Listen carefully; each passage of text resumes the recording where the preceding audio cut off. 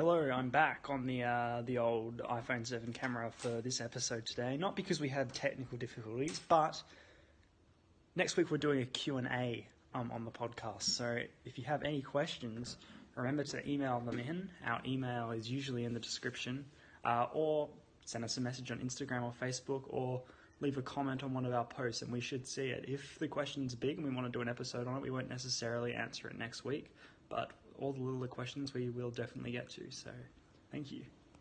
It's one of the most extraordinary moments in Britain's history. Prime Minister Boris Johnson refusing calls from his own cabinet to resign. Nine's Brett McLeod is outside the Prime Minister's residence. Brett, the Queen could be dragged into this mess. Yeah, this is the site of one of the highest wind speeds ever recorded by man. Arson could be the cause of a fire at the Sydney home of controversial comedian, commentator and YouTuber Friendly Geordies. Supine protoplasmic invertebrate jellies. And to get hot, I got hairy legs that turn turn blonde in the sun. I will not be lectured about sexism and misogyny by this man. The decision of one man to launch a wholly unjustified and brutal invasion of Ukraine. Up yours, woke moralists. We'll see who cancels who. Hello and welcome to the fourth episode of Fence Sitting with myself, William Brooke. We've gone for a last name. And my fellow co-host. It's me, Tiago, ready to talk about a huge week in politics this week. A lot of stuff happened, but we'll get into some of that in this podcast. To start off with, Will, what have you been reading or watching this week? What have I been reading and watching? I have been watching episode 2 of David Attenborough's Wild Isles, which is a brilliant TV show, narrated by David Attenborough and kind of led by David Attenborough. It's pretty much just your classic, basic David Attenborough documentary, specifically set within Britain. So what's not to like? I think there's 5 or 6 episodes. Episode 2 I just watched, so it's very interesting. And it kind of opened my eyes a little bit to the way people can use technology in making documentaries and documenting the life of animals. Because this episode is very interesting. This episode was about woodlands. And so there was this patch of pine trees, which they were looking into in Cornwall. And there was this flock of starling birds, which was descending into these pine trees, and lots of starling birds. And so these cameramen were using thermal imaging to record these starlings at night. So when it's like all black and then heat shows up with a whiteness. Yeah. It was like that. They actually showed you the images, and it was absolutely incredible. It was kind of like heaps and heaps of massive Christmas trees, because there were thousands and thousands of starlings on every single little branch in this massive forest.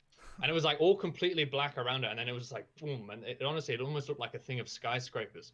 And then the guy, the guys who were recording, like, oh, this is pretty cool. And then it got even better, because this barn owl came along.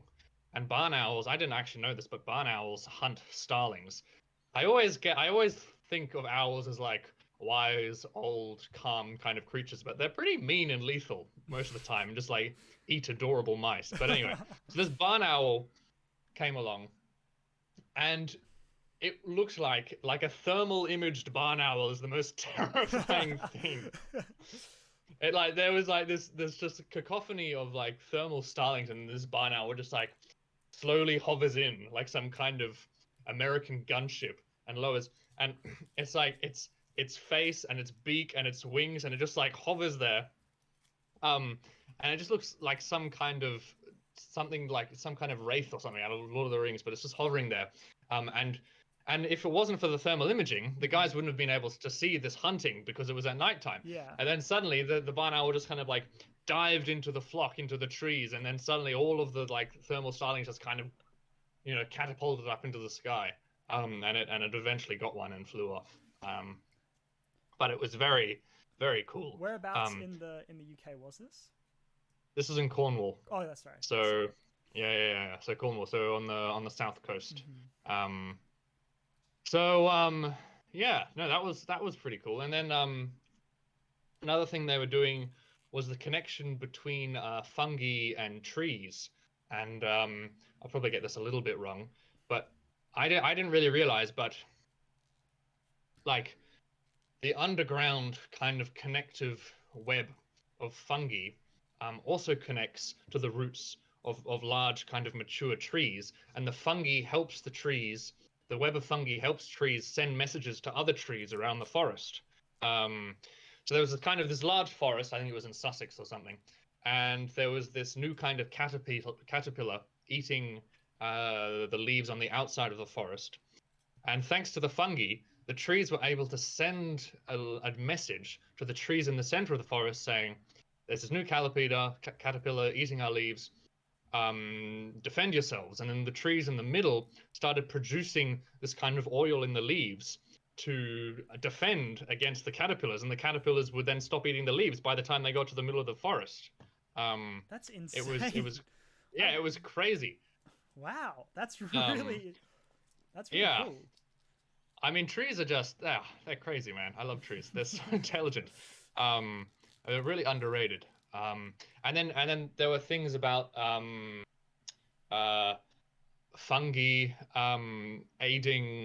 being connected to and aiding young saplings, because summer comes and there's a drought and the saplings can't grow as much, and the fungi actually supplies it with more moisture. Right. And stuff like that. And it was really quite eye-opening. And then this was the technology. I'm not sure how accurate this was with the sounds that they were playing over the documentary, but Attenborough was saying that they had this new technology where they could actually tap into the fungi links under the earth and listen to the audio signals, or the electronic signals which were being transmissioned between the fungi and the trees. And they played this recording, I think, of what it was meant to sound like. And I don't know, I'm not sure if that actually was what it was or if it was an interpretation.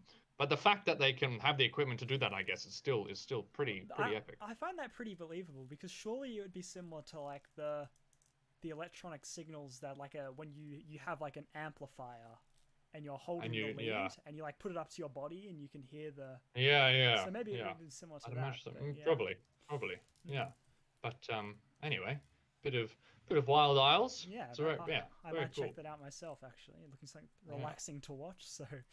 yeah, it is very relaxing. Yeah.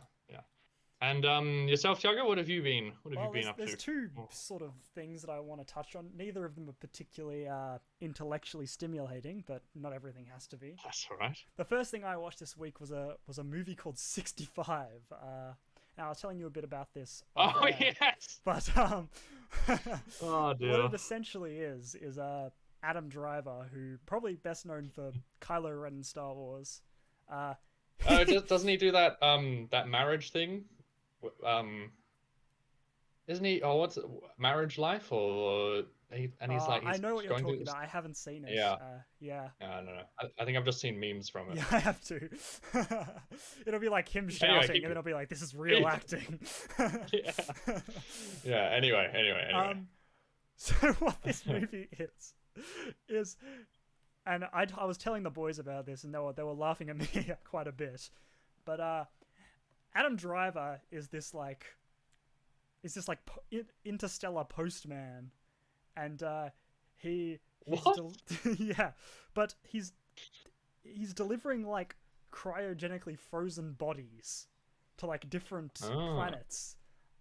Right. And the reason he's doing it is because the planet he's from doesn't have healthcare, so he has to pay for his daughter to get better treatment, so she doesn't die of this disease.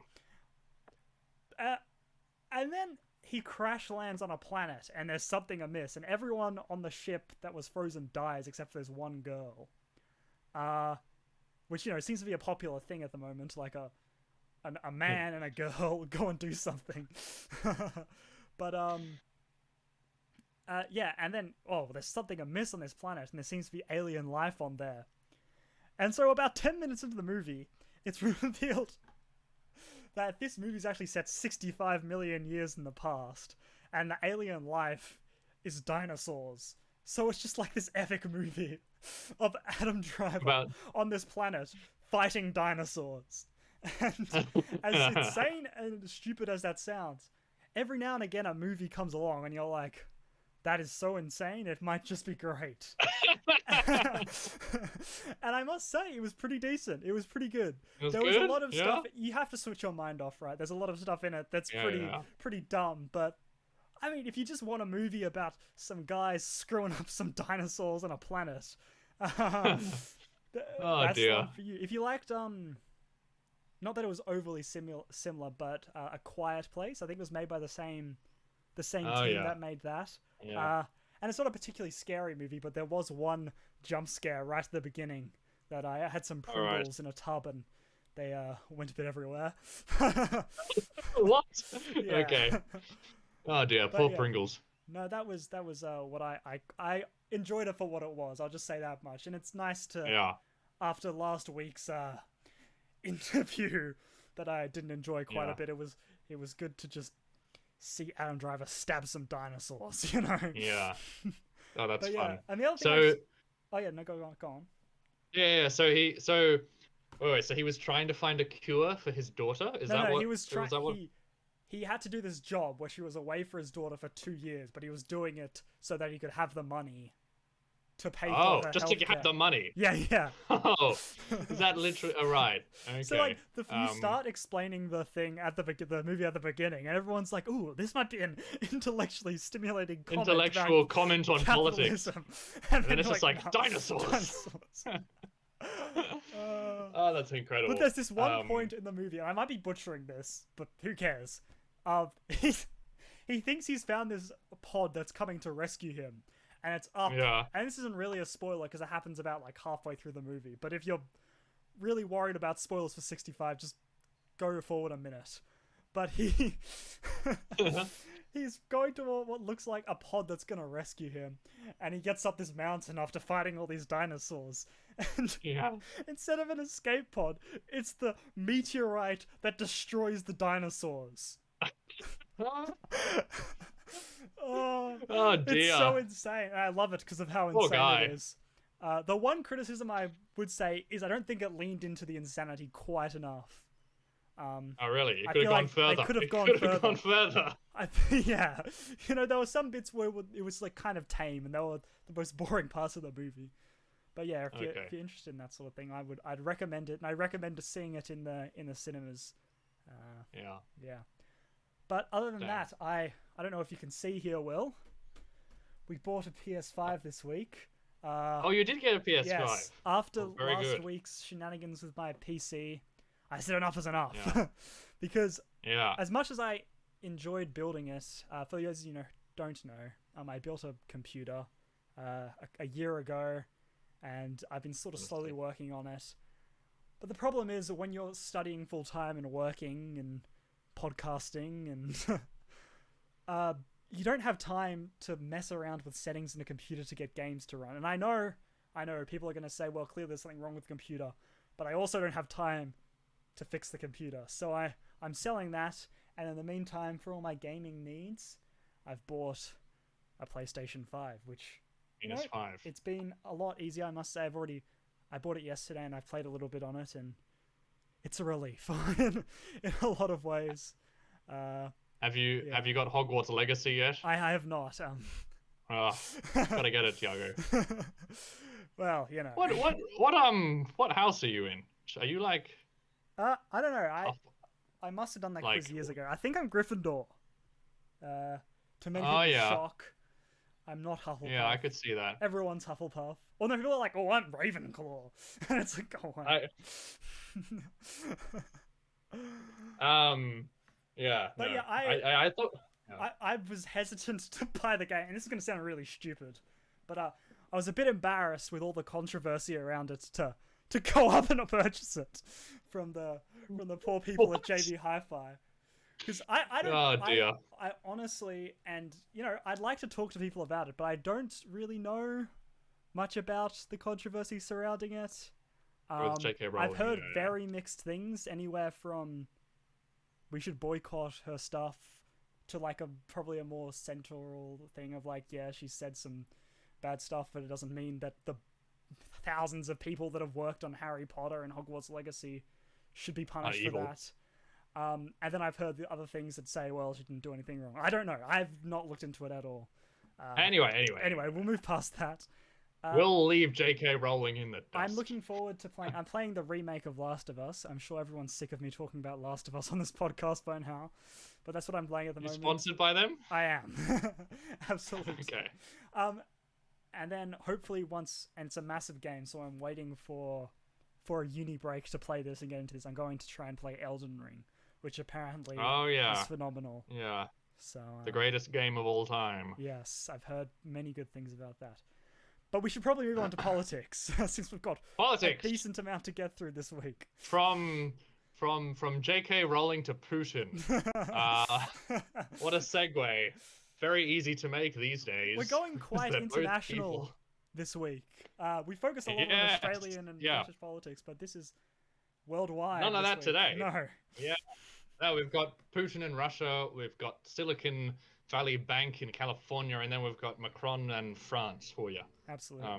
So yes, Putin. Yes.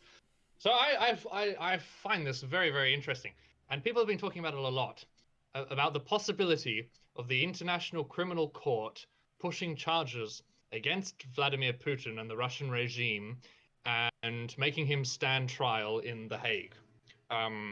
So do you know what The Hague is, by the way? I'm not entirely familiar, no. No, The Hague. So the International Criminal Court, I'll give it a little bit of context. International Criminal Court was set up in 2002 by the Rome Statute, and its main purpose is, as it sounds really, an international court which can charge individual people in regards to crimes against humanity, war crimes. It's pretty much those two things: crimes against humanity and war crimes, and just kind of genocide, just unthinkable things which individuals have done. The court can charge people, and so The Hague is actually I'm not sure if it's a region or a city but anyway, it's within the Netherlands. It's just a geographical area within the Netherlands, right. which is where this International Criminal Court is kind of based. And it goes back to the time of the Nazis. So the Nuremberg trials were the trials of the Nazi high command after the Second World War, who survived the Second World War. That was done at The Hague. There was a court set up to investigate the war crimes during the breakup of Yugoslavia. That was done at The Hague. And then there was another court set up to investigate the Rwandan genocide, and that was done at The Hague. And then everyone was like, well, let's just set up a permanent thing rather than setting up lots of little ones every time anything bad happens. Yep. So 2002 comes along. They set up an International Criminal Court. It has a number of elected judges who run it from all over the world.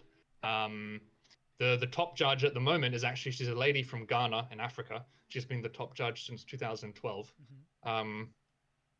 And so they've announced that they're pushing charges against Putin and another lady who I'm gonna read this because I don't want to get this wrong. Maria Lvova. I'm reading this as Lvova Belova, which sounds very comical, but I think it might be Lvova Belova. Maria Lvova Belova. And she is the like children's rights commissioner for Russia. Yep. Which you think sounds like a pretty, like, morally right title, I guess. Yes. But she is actually seems to be more or less evil, and is just part of Putin's group. So Putin and Maria Lvova, whatever her name, they've both been charged, or they've both had arrest warrants put on them. Yeah. For them to appear at the International Criminal Court because of the claim that they've been abducting children from Ukraine. So the idea is all of the territory occupied by Russia within Ukraine, all the orphanages there, all the homeless children, all the children without parents. The idea is that there's a state-run Russian program, which Putin has admitted to and, praised, that are taking these children out of Ukraine, giving them to Russian families, making them learn Russian, pretty much Russifying them, re-educating them, which is pretty horrible, really, I guess. I wasn't aware of any of this happening until this news of the arrest dropped. No. Yeah, well, this is the really odd thing, is that, you hear about the usual war crimes of, mass graves and everything which have been discovered. But I don't think the international community didn't really hear anything at all about these claims of children being abducted at all. And the numbers are interesting. Ukraine says about 16,000 children have been abducted. Right. So that's obviously probably, whichever way you look at it, more biased in Ukraine's favor. And then the International Criminal Court, in their official statement, was saying at least hundreds of children. So it's like 16,000 to at least hundreds. Regardless, still children. Quite a lot of children. Yeah. So that's happened. And and then the argument is, it's like, well, so you put an arrest warrant against Putin. What are you going to do now? It's like, he still needs how to be are you going to arrest That's him? Right. Yeah. So, from what I've heard, and correct me if I'm wrong, the people that have agreed to these laws, there's like certain countries that have agreed, but Russia isn't one of them. Is that correct? Russia, it's odd. Yeah. So Russia actually, you need to go through 2 steps. Yeah. So you sign the statute, the Rome Statute, and then you have to ratify the treaty. And so Russia actually signed it, but they haven't ratified it. So they're not really signed up at all. And it's odd because Bill Clinton did the same kind of thing. Bill Clinton signed it, but then Congress didn't ratify it. So America's not in it either. Oh, really? Yeah. And this is where it gets really, really dodgy. Have a look at this, okay? I'm gonna read these notes. So, the USA originally abstained from joining the ICC because their argument was that their army, the US military, could undergo politically motivated prosecution. So their argument was that we're not going to join the International Criminal Court because we think that if our army, in the sense of war crimes, could be prosecuted by a politically motivated judge within the ICC. And so they were all arguing about that. And then when the breakup of Yugoslavia happened, the US had troops in there, and the UN was saying, mate, you can only have troops in here, and you can only be fighting with us if you stay within the International Criminal Court. And the US was saying, no, we're going to pull out, we don't want to be in the International Criminal Court. And then they came to an agreement. How dodgy is this? So the UN Security Council voted in 2002 that for 12 months of the year, so as in the whole year, the US military would be exempt from prosecution from the International Criminal Court. And then that got renewed every single year. What? How insane is that? And then it gets worse. It gets worse because then they invaded Iraq, which is typical, or not typical, but poignant at the current time of 20 years from the invasion of Iraq. America and the rest invaded Iraq. And in 2004, a video emerged of US troops like beating Iraqi prisoners or committing some minor war crime. There was an international outcry, and then the UN Security Council said, okay, maybe we shouldn't exempt the US military from the International Criminal Court. And then America fully pulled out of the International Criminal Court. Yeah, but what you're missing here, Will, is that America can do no wrong. Exactly. How insane is that? Oh my god, that is... You hear all the time about like this double standard that seems to occur between America and Eastern countries, but holy moly, that is absolutely insane. So you read through the lyrics, it's like Russia's not in it, India's not in it, China's not in it, Pakistan's not in it, Jordan is the only Arab state which is in it, and then it's like America. Why what's happening there, buddy? No, it's just, honestly, it's crazy. Yeah, so the US isn't, which means, so the idea is, okay, if Putin steps foot in any country which, if Putin or Maria Belova steps foot in any of the countries which are actually signed up to it and ratified the treaty, theoretically, their national police could arrest Putin and could then transfer him to The Hague in the Netherlands. Right. But then, of course, the ironic thing is, if Putin visits America, they can't actually arrest him. It's insane. Oh my god.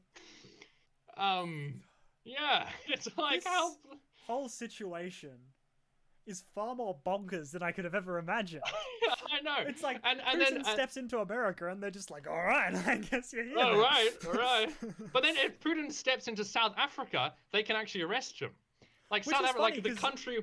We talked a little bit off air about this, but South Africa has far closer ties to Russia than America does. In America, they've so been he's doing far more naval likely exercises together. To go to South Africa than he would be to go to America. Yeah. The funny thing is, actually, I was looking into the history of it. I think they've only charged in their whole timeline. I think they've only charged 11 people. And apparently there was this one point where they've been going after I think it's either the current or the ex-Sudanese president for war crimes. And the Sudanese president was in South Africa, and South Africa didn't really want to piss off Sudan. So then they talked about maybe arresting him, but then he got to the airport, and the security guard was like, "Oh no, there goes the Sudanese president," and he just left.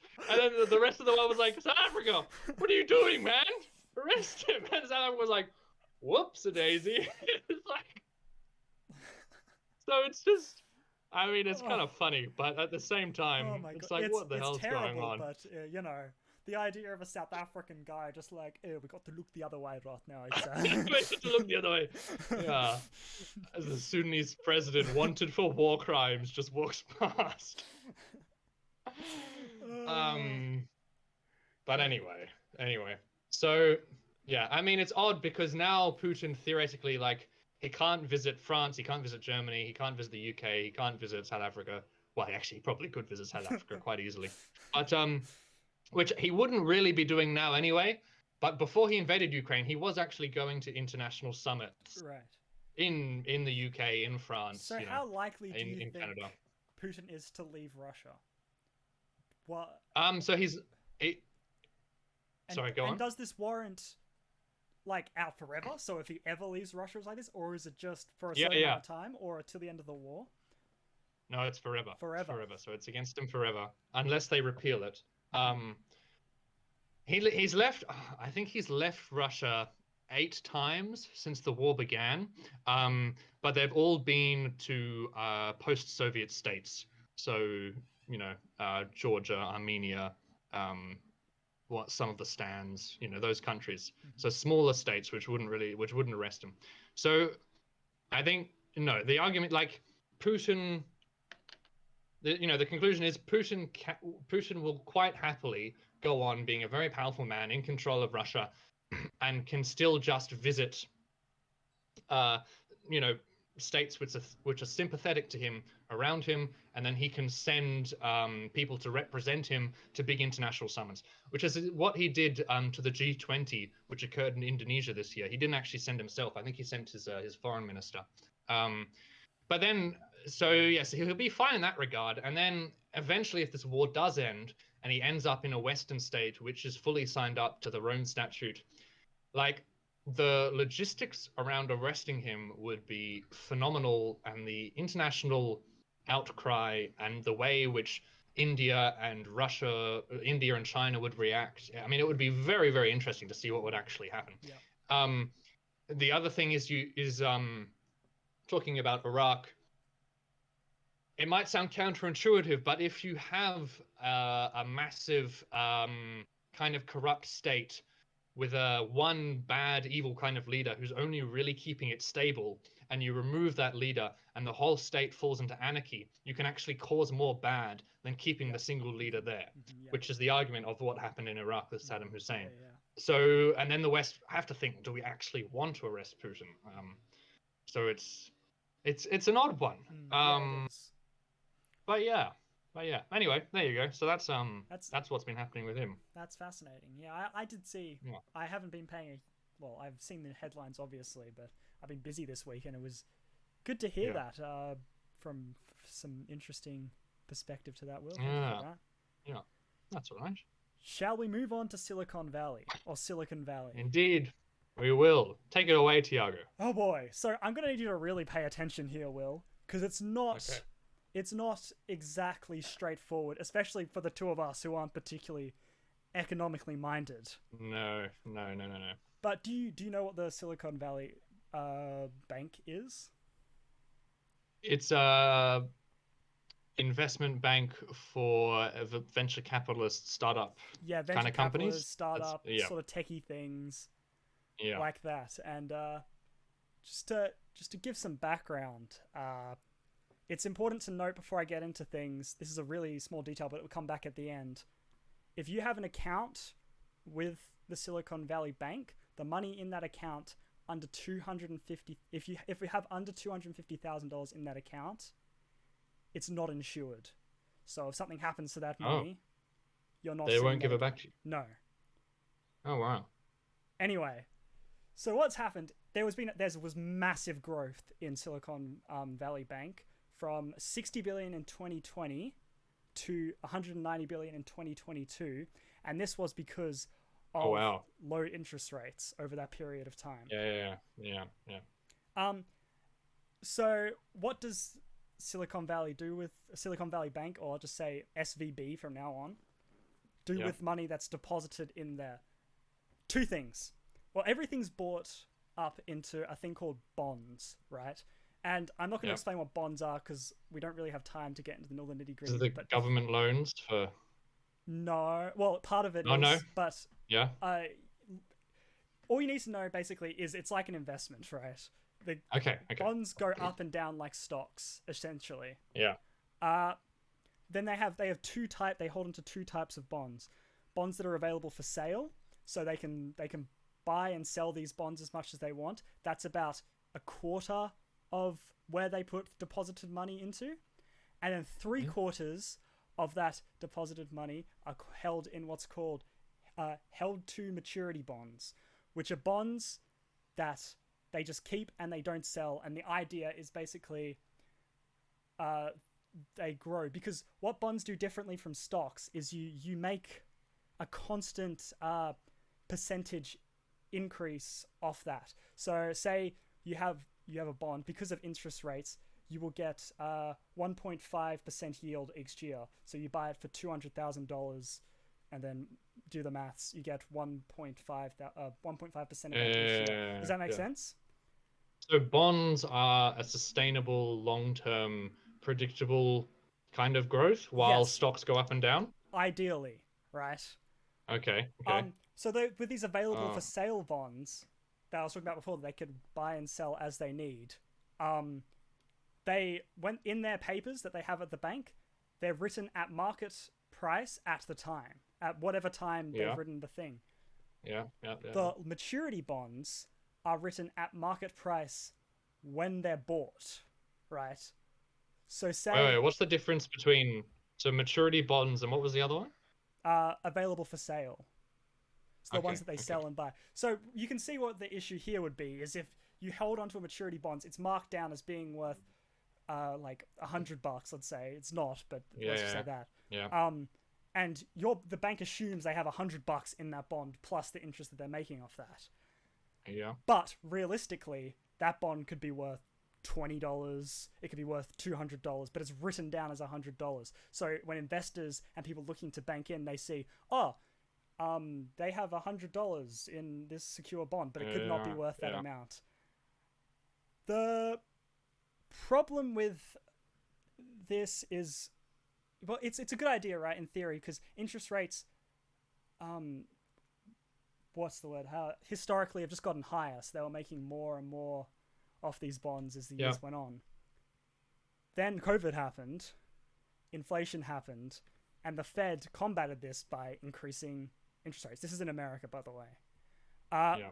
So the people were like, oh, cool, we'll buy all these bonds because we'll get heaps of yield off them. But if you've already bought a bond, as I said before, it's worth the amount that you bought it off, and you make the same yield of the amount you buy it off. Does this make sense?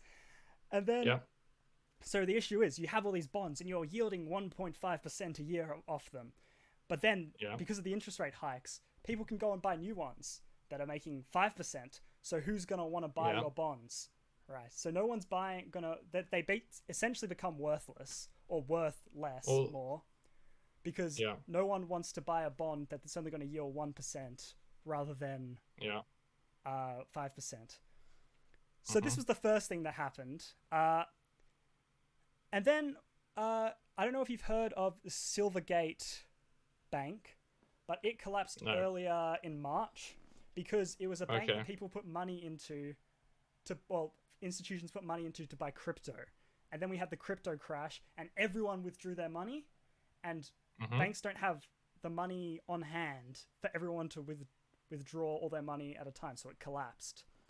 So the market sort of psychology is very, very wary of what happens when people take their money out of an account all at the same time.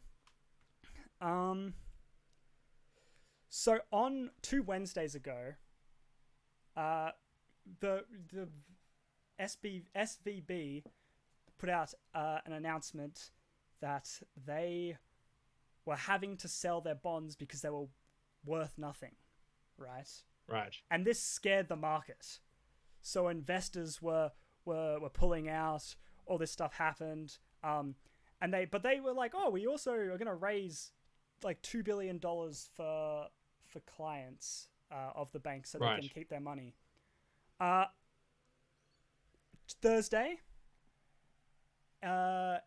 everyone was like, what the hell? Silvergate just collapsed. No way we're sticking with you. And guess what they did? They all withdrew their money. Right. Okay. So, and then people saw, oh, they're withdrawing their money. We have to withdraw our money before it collapses. And we don't have insurance in our money because it's $250,000 in the bank. Yeah. And what made it worse is the CEO came out and literally said, stay calm. And if you know anything about market psychology, that is the absolute worst thing you could possibly say. Because if you're saying stay calm, there's a reason that people are saying stay calm. So stocks drop, people are withdrawing money. It's this kind of perfect storm with interest rates gone up. And there was one other thing. Let me just have a look.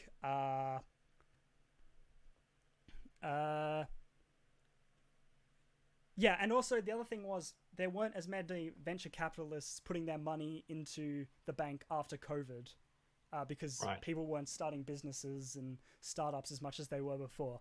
So they didn't have as much money as they usually have in the bank in cash. All their other money was in bonds. They were trying to sell the bonds. They were getting jack all back from the bonds. People were withdrawing their money. It was this terrible, terrible thing, which just led to the implosion of this bank. And then I think Friday, the government tried to take over it, tried to sell it.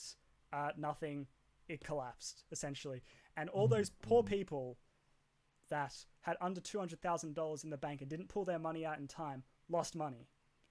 While everyone that had enough was insured and they got their money back.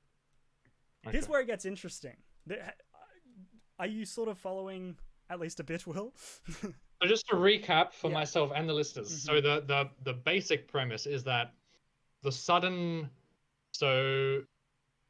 hike in interest rates caused by inflation from COVID made a large number of bonds within SVB useless, so they tried to sell off these bonds, which caused a rush on the market. Is that essentially? Yes.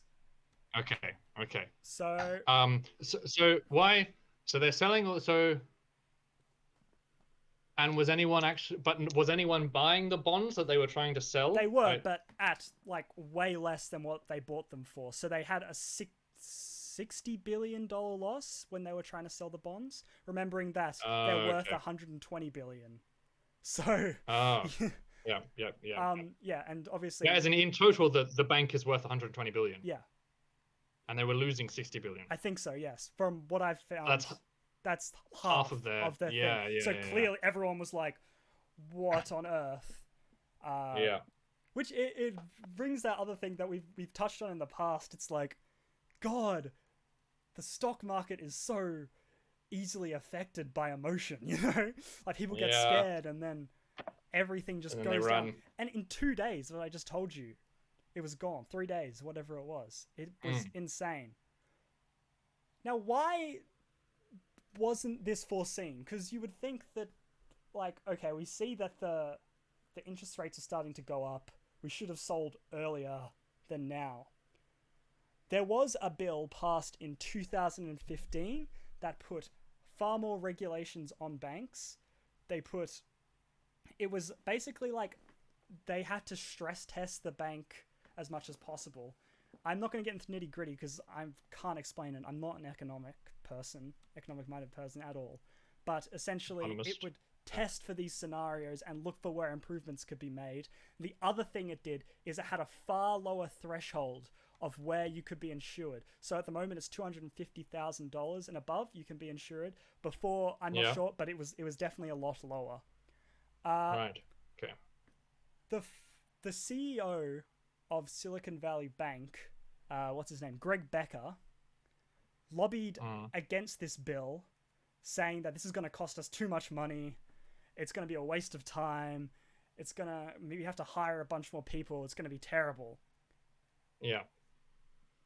And what a lot of people are saying is, if these risk management things were kept in place, Silicon Valley would have never collapsed because there would have been constant testing for things like interest rates, and they would know like what to do in that situation. And the interesting thing is, for 8 months out of last year, they didn't have a chief risk assessor sitting on their board. And on their board, they only had one person who even remotely had anything to do with risk. There would have had to be far more of that if that bill was still in place. But when was this bill or when did this bill, was it while Trump was president or while Biden was? When Obama 2015 it was passed, Trump 2018 it was taken away, so that the regulations were taken away. So it was the Republicans, yeah. Well, yeah, it is, but I think when you actually look at who voted for the bill to be taken away, it's interesting. More Democrats than Republicans voted. Because California is a Democrat stronghold, and it's because everyone in Silicon Valley is left wing. That's why. Is that right? I didn't know. I thought it was interesting. That's actually now that you've pointed that out, that's a good point. California is a massive Democrat stronghold, and Silicon Valley is like a Democrat stronghold within a Democrat stronghold. Right. But then the other side is that Republicans favor deregulation and they favor less government interference in companies and stock markets and everything. But then the Democrats should be more in favor of regulation. So it's odd there, but that's interesting. You pointed that out. Yeah. Essentially what I thought was interesting about this whole issue is that it's a classic example of lots of big business lobbying for less regulations, and not only consumers suffering, especially lower level ones, but also the whole bank collapse. They didn't do themselves any favors here. If they had spent a little bit more money, they would still be on top. And this is the second biggest collapse of a bank in US history. And since 2008, isn't it? Yes, it's insane. Yeah. Now, Will. And it's pretty crazy. Let me ask you a question. After what I've told you, whose fault do you think this is? Well, I mean, you'd put the blame at the Silicon Valley Bank for not having risk assessments and lobbying against that bill and all that stuff. But why? What's your point? Well, according to a lot of US conservatives, who's to blame here is wokeism. Wokeism. Wokeism. Andy Kessler, who is a businessman, and he lobbied crying about this legislation, wrote for Wall Street Journal this week. And this is what he had to say. 2 secs.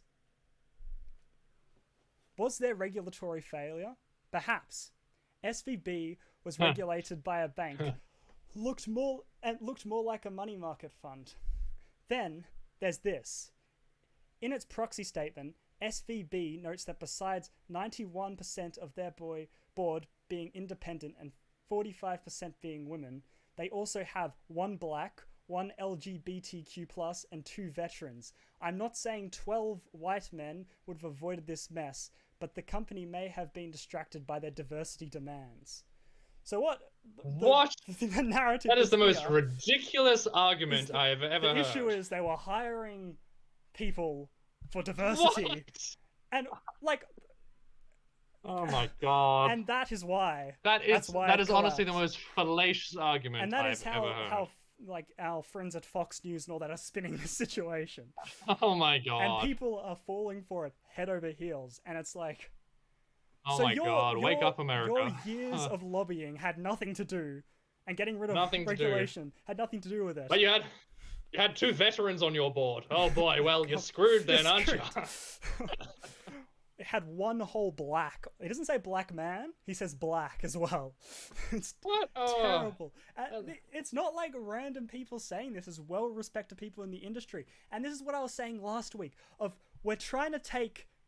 We're taking attention away from the big issues onto little tiny things because the big issues are too hard and too money-consuming to actually face. To talk about and to face. Yeah. It makes me... This one made me mad. Yeah. I was doing research for this...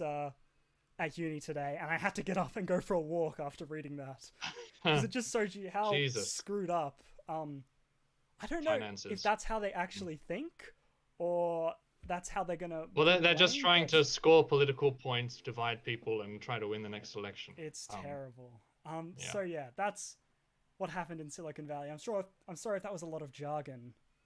No, that was good because I actually didn't really know what was going on, and you explained it quite well there. So thank you for that. Well, there you go. Yeah, no, I mean that is just identity politics, not pickpocketing, but cherry picking people to claim something which really just doesn't add up at all. No.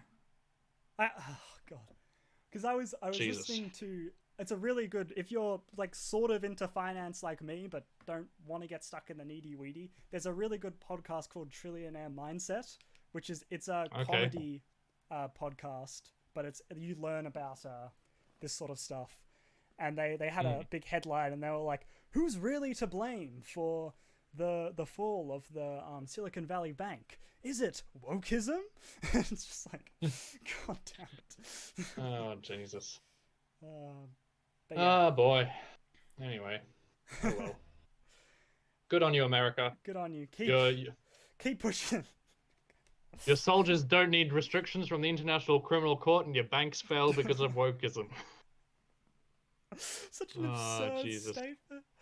Oh my god. Anyway, shall we move on from that? Yes. La France. La France. I probably stuffed that up. Anyway, I quite like France, the country. And things are quite popping off there at the moment, as they like to do pretty much all of the time, for all of existence ever with the French. So there's a crisis going on, and before I explain it to you, I want to read this quote from the BBC, which I think is absolutely incredible. So, what this crisis shows, veteran political commentator Alain Duhamel said recently, is that there are 2 Frances out there. They live in completely separate mental worlds and find it impossible to even communicate. As the country teeters on the edge of civil unrest, his verdict echoes like a gloomy prediction. France's demons are back and stalking the land. How epic is that? So that was one of the headlines in the BBC. And again, so what's pretty much happened in France is there's been about 2 or 3 months of civil unrest, generally not happy with the economic situation, not happy with rising inflation, not happy with rising interest rates, not happy with the standard of living. All of those usual things are kind of coming together. And Emmanuel Macron, who's currently the president of France, he's in his second 5-year term. He decided to get this bill passed, which, this is the most funny thing with the French. He decided to get this bill passed, which would change the retirement age in France from 62 to 64. He was going to bring up the retirement age by 2 years. So and the French weren't having it. What would be the point? Like, of doing that? Yeah, because I'm sure we'll get into it, but it's a very controversial thing. 2 years doesn't sound like it's going to greatly benefit the French economy all too much. Well, I have the numbers. Okay. So by so if you increase the retirement age from 62 to 64, you will bring in $19.5 billion by 2030. Which is 6-7 years away. Okay. But the other point is, so it brings in that money, but it also makes things more sustainable. So the French have a very interesting pension system, which I've been researching. So so the idea is that the workers in France, if you have a job in France and you earn over a certain amount, a cut of your pay goes into this national pension fund, and then what happens is the elderly people take their pension from out of this pension fund, which sounds fine in practice. You pay for all of your working life, and then you reap the reward when you yourself retire. Yeah. But what's happening is the number of people working is decreasing, and the number of people who are going onto their pension and who are living longer is increasing. So it's a simple thing of supply and demand not adding up. And instead of increasing the amount that has to be put in by the workers, or decreasing the amount which can be taken out by the pensioners, which would be even more unpopular than what's currently happened, then Macron decided to increase the age from 62 to 64, decrease the amount of people which would be claiming the fund, increase a little bit of revenue which would help the fund, and then that would solve everything. Yeah. Which sounds, a moderate, compromise kind of thing. But no, the old frogs were not very happy with that at all. And violent protests, as they usually do in France, have just exploded all over the country. So in Paris, in Bordeaux, in Strasbourg, in Marseille, all of the main kind of French cities. And I mean, you talk about protests in like the Western world. The French really know how to protest. They've got firecrackers and they've got fireworks, and the police, riot police with the riot shields. It's the full blown kind of thing. Rubbish is piling up in the streets. There was even a point where people were worried that the French Parliament was going to be raided. They're not happy. And so that's like within the French population throughout France. But what's interesting is when you get into the Parliament. So Macron realized that the only way he can actually get this bill passed is if he utilizes Article 3, Paragraph 49 of the Constitution, which allows him, Paragraph 49, Article 3, which allows him, through the Prime Minister within the Parliament, to bypass the Parliament and pass pretty much whatever law he wants. Which which you think sounds like something out of Star Wars, but has actually been used a lot. Really? Over history in France, it's actually used quite often.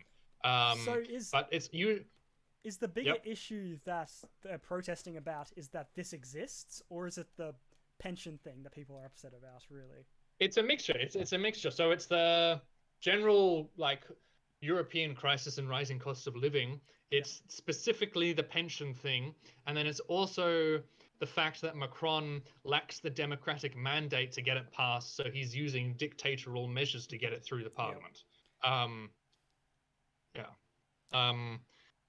And so there was an outrage, and so then 2 votes of no confidence were called against him.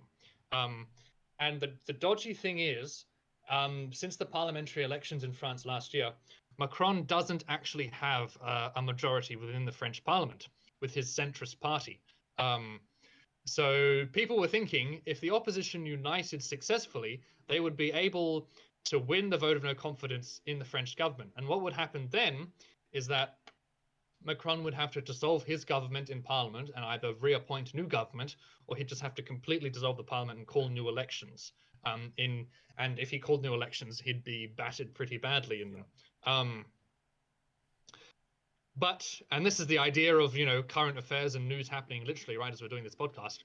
I woke up this morning and checked my phone, and he actually did pass both votes of no confidence. So his government has survived. The pension age has increased from 62 to 64, and he's going to breathe another day. But it's just interesting to see the state which Macron is in. Yeah. It's quite. I mean, yeah. How long is there between elections in France? In France, 5 years. 5 years. When was Macron elected? Yeah. 2017. Oh. So, yeah. He's been there for a while. Wow. And do you know much about Macron? Little bits and pieces. Yeah. From my understanding, when he was elected, he was a favorite, wasn't he? Or he had quite a cult following, or? Yeah. So he is really one of the most fascinating political characters in Europe at the moment, really in the world. So the 2017 election was very unique in France, in which the I'm not going to pronounce it. The ancient regime in France, which is the idea of a centre-left and a centre-right party having the majority within a parliament, and those two kind of dictating things, which is how France had been run for about a century. Yeah. You had you kind of moderate socialists on the left, and then you had the Gaullists, which were from Charles de Gaulle, the more conservatives on the right. And it was kind of like, conservative Labour in the UK, Liberal and Labour in Australia, yada, yada. That's what it was. Macron came in, and he more or less smashed those two parties to oblivion. They lost almost all of those seats, and he started his party, which was Republic En Marche, which was like this odd centrist party which kind of tried to put itself above electoral politics and say, look, the left have some good ideas, the right have some good ideas, let's pick them together, have a centrist reforming, optimistic package, and we'll push that through. So he's very unique in current liberal democracies around the world, in that he plays this odd game of picking left and picking right, and people don't really know where he stands. Yeah.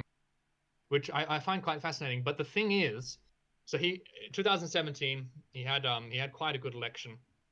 Then there was an election last year, and it went a lot worse for him, because now in France, the far left and the far right are on the rise. And especially on the far right, you have this lady called Marine Le Pen. And she has her father was the leader of the French far right before her, and he was quite more extreme on the far right. And so the far right and the far left are increasing. His centrist government now only has a minority within parliament. And I read this. It was a really interesting point, which I hadn't thought about, is that if your whole game is that you're a centrist party and you take all the center, then your opposition is only going to be extreme. Right. You're not going to have a moderate opposition, which is going to work with you in some regards, but then going to politely refute and kind of come against you in other regards. You're going to have an extreme opposition who are going to hound at you 24/7, which is all right if you as a government have a majority. But when you're like a centrist, moderate, minority government and the opposition is extreme, everything you want to get done within parliament is going to be very, very difficult. So I had never really thought about that problem of a centrist party kind of filling that space. It's very interesting. Yeah. But yeah, I don't know. So there you go. That's the situation in France, and it will be very interesting to see how Macron survives, because him as president, he's in for another 5 years starting from last year. And the parliament, I think they're elected every 5 years as well. So that has to, stay consistent for another 5 years. So he has he's like a year in, less than a year in, and he's already had 2 no confidence votes. We'll have to see if he survives the full 5 years. But yeah, it's very interesting. That is interesting.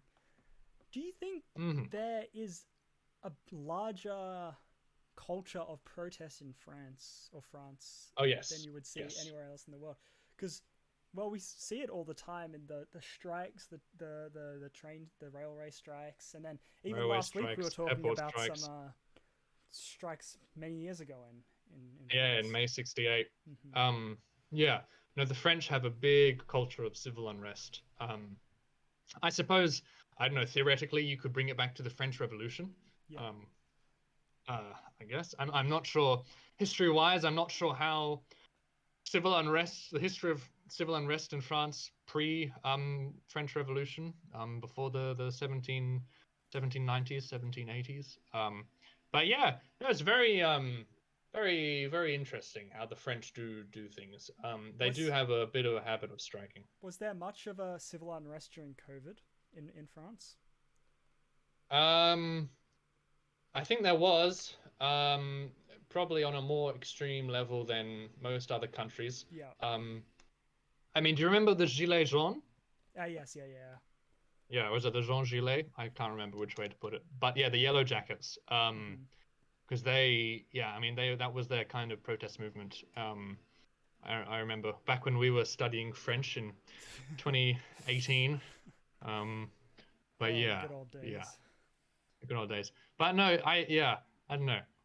France is a very interesting country in that regard because it is really the only country who protests to that level. I'm not sure on how it is in the UK, but protests basically don't exist here. I mean, there is like the odd one, but there's never been like a big uniting thing that's like people have taken the streets, and it's always like a niche group or niche group.